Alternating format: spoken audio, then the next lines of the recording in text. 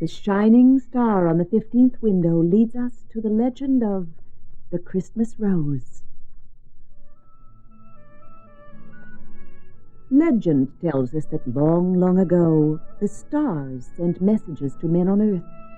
But as time went by, the stars became silent, for men no longer understood their language.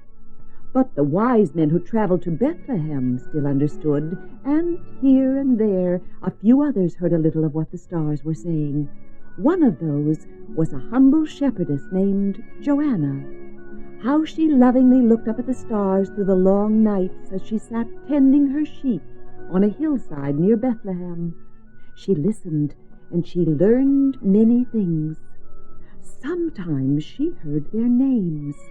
Not the names known to the learned men, but their real, true names, names the star angels call themselves. For some time now, Joanna had observed something new happening in the winter sky.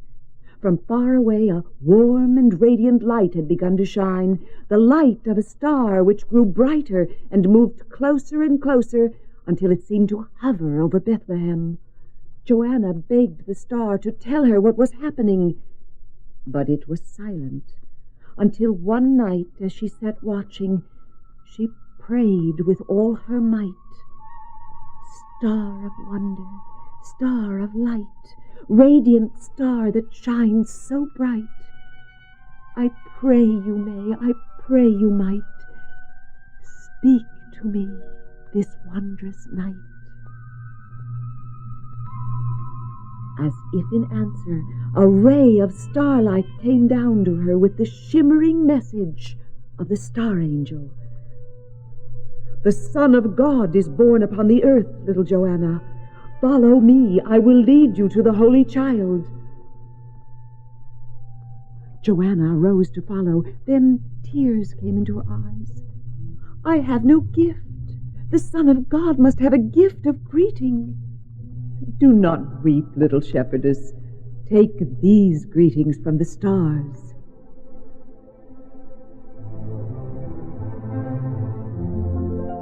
With that, rays of starlight streamed down from the heavens, and where they touched the cold winter earth, star-shaped blossoms sprang forth. Gathering the blossoms, Joanna followed the star rays as they led her on toward Bethlehem.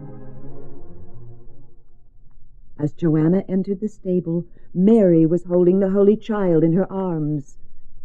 We have been waiting for you, Joanna, Mary said.